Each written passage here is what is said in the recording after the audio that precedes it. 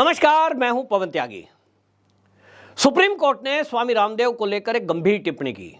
Supreme court ने कहा रामदेव को कि यदि आप अपनी दवाइयों के बारे में प्रचार प्रसार करेंगे और यह दावा करेंगे कि आपकी दवाई खाने से और योग विद्या से बीमारियों को पूरी तरह ठीक किया जा सकता है तो यह सहन नहीं होगा।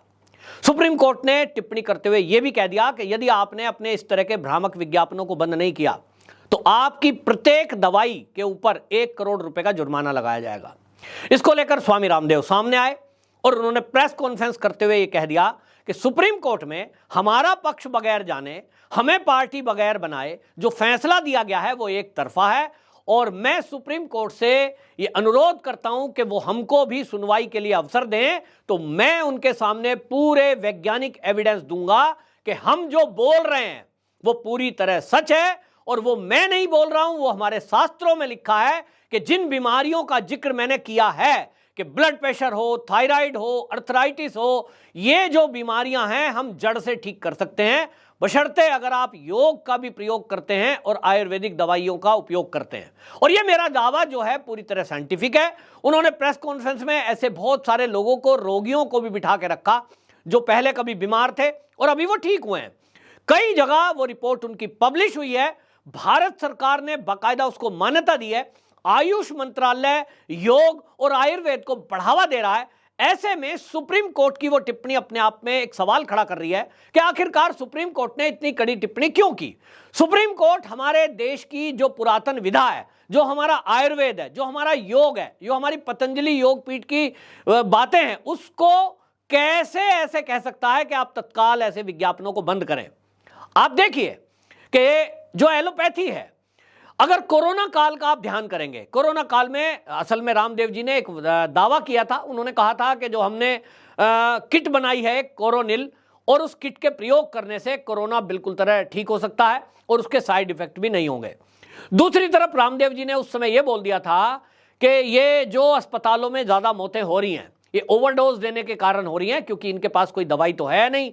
और उस समय जो एलोपैथ था वो इसी सिस्टम पे चल रहा था कि जो भी सिम्टम दिख रहे हैं उसमें वो दवाई दी जाए, यानी एक प्रयोग किया जा रहा था कि बुखार है तो पैरासीटामोल दे दो, कुछ जो एंटीबायोटिक दे दो। और इस तरह से किसी किसी को ओवरडोज के कारण वो मौतें हो रही हैं। किसी को हार्ट की पेशेंट था, किसी को शुगर थी, तो उसके कारण वो डोज अधिक देने से मौतें हुई, ऐसा दावा रामदेव जी ने किया। तो Indian medical association supreme court पहुंच गई। भारत में जगह जगह उनके खिलाफ एफआईआर दर्ज करा दी गई थी और कहा गया कि ये रामदेव जी जो दावा कर रहे हैं ये इंडियन मेडिकल एसोसिएशन इसका विरोध करती है और ये एलोपैथी को बदनाम कर रहे हैं। ये डॉक्टरों के विरुद्ध जो ये बयानबाजी इन्होंने की है ये कोविड एक्ट के भी विरुद्ध है, क्योंकि महामारी एक्ट में कहा गया है कि जब महामारी का समय हो तो कोई भी होम रेमेडी को प्रसारित नहीं कर सकता। ये रोक लगाई गई थी और कानून का सहारा लेकर इस मामले में रामदेव जी को इसमें रोक लगाने की बात कही गई थी।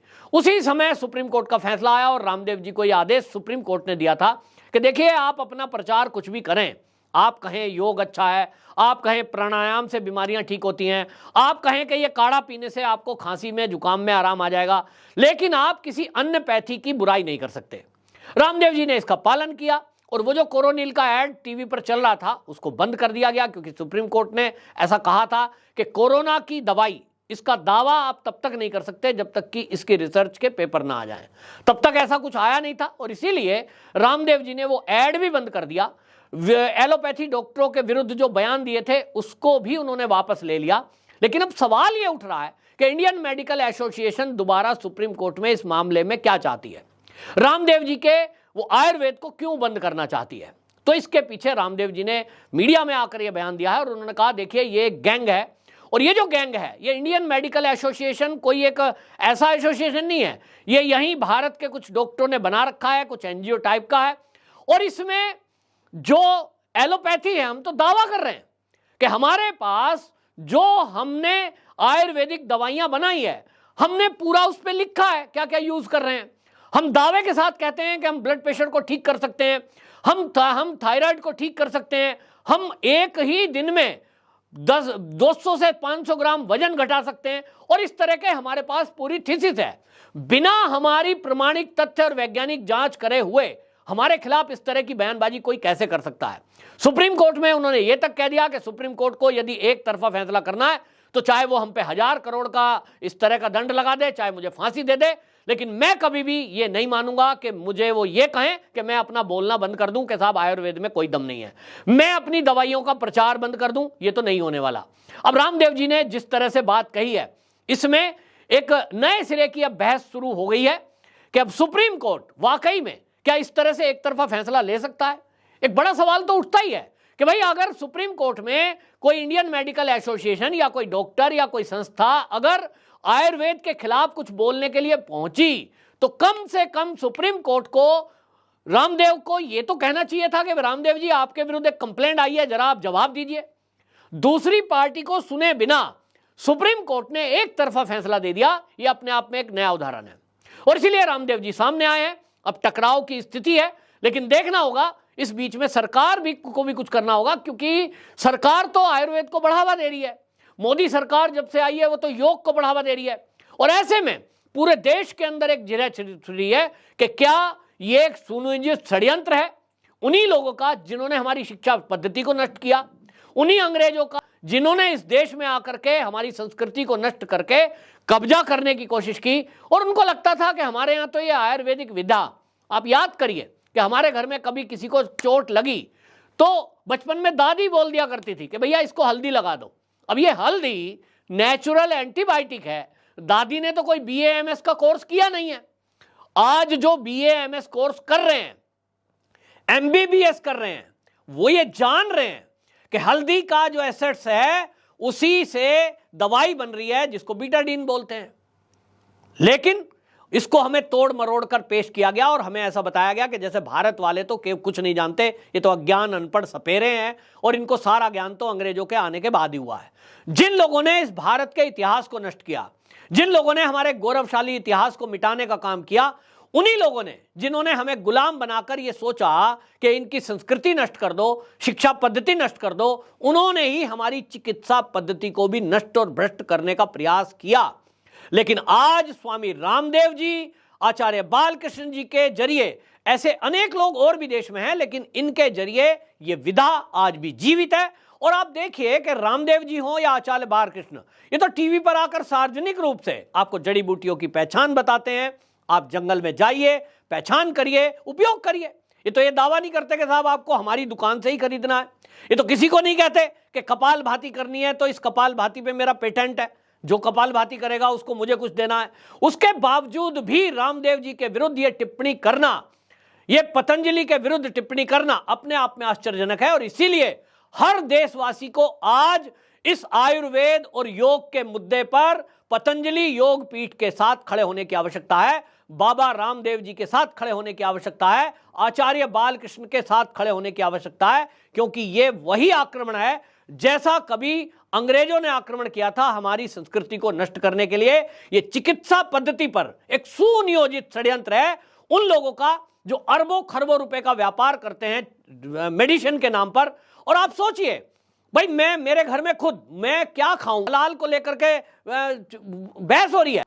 कोई कहता है साहब हलाल प्रोडक्ट पे योगी जी ने बैन कर दिया, ये कैसे हो सकता है? हमारी आजादी है, हम हलाल प्रोडक्ट खाएंगे या बिना हलाल। तो भैया आयुर्वेद खाऊं मैं या मैं योग करूं, ये मेरी मर्जी है और मैं इसका प्रचार करूं क्योंकि ये मेरे भारत की संस्कृति है। तो इसको क्यों बैन किया जाए, क्यों इस पर रोक लगाई जाए? मेरे घर में, मेरे परिवार में खुद मैंने योग एंड नेचुरोपैथी का डिप्लोमा किया है। मेरे परिवार के कम से कम 4 लोग ऐसे हैं जिनको हार्ट ब्लॉकेज 70 से 80% और 2 को 90% थी। 2 आर्टिलरी में उनको आयुर्वेद और नेचुरोपैथी से बिल्कुल पूरी तरह आराम आया। तो मैं क्यों ना कहूं? वो कहते हैं नहीं आप ऐसा बोल नहीं सकते। आप देखिए ये बोलने पर बैन है। मेरे घर का ये परंपरागत मेरा एक चिकित्सा पद्धति है, लेकिन इस देश में, भारत में, मैं उस परंपरागत जो चिकित्सा पद्धति है उसके प्रचार प्रसार को नहीं कर सकता, क्योंकि ये किन्हीं एक जो वो गिरोह है दवाई का, एलोपैथी मेडिसिन का जो व्यापार करते हैं, उनको सूट नहीं करता। तो उनको क्यों सूट करेगा? लेकिन भारत आत्मनिर्भर बन रहा है और इसलिए कोरोना काल में भी जिस तरह से हम लोगों ने अपनी खुद की रक्षा के लिए हम घर में रहे और हमने अपने स्वास्थ्य के लिए चाहे काढ़ा पिया, चाहे हमने गरारे किए, चाहे हमने योग किया, वे प्राणायाम किए, उसके कारण हमारी रक्षा हो पाई। ऐसा बहुत सारे लोगों का कहना है। तब फिर हम हमारी संस्कृति की रक्षा के लिए जो लोग लगे हुए हैं, बाबा रामदेव जैसे, आचार्य बालकृष्ण जैसे, तो उनके साथ क्यों ना खड़े हों? ये बड़ा सवाल है। और आज अगर हमने इसके विषय पर रामदेव जी के साथ खड़े होकर इस चर्चा में भाग नहीं लिया तो निश्चित जानिए कि ये जो इस तरह के षड्यंत्र करने वाले हैं वो सुप्रीम कोर्ट के जरिए सफल हो जाएंगे। आपकी क्या राय है? कमेंट बॉक्स में जरूर लिखें और इस वीडियो को शेयर भी जरूर करें ताकि पूरे देश में ये एक जन जागृति के रूप में जाए और रामदेव जी का हाथ हम सब मजबूत करें। वंदे मातरम।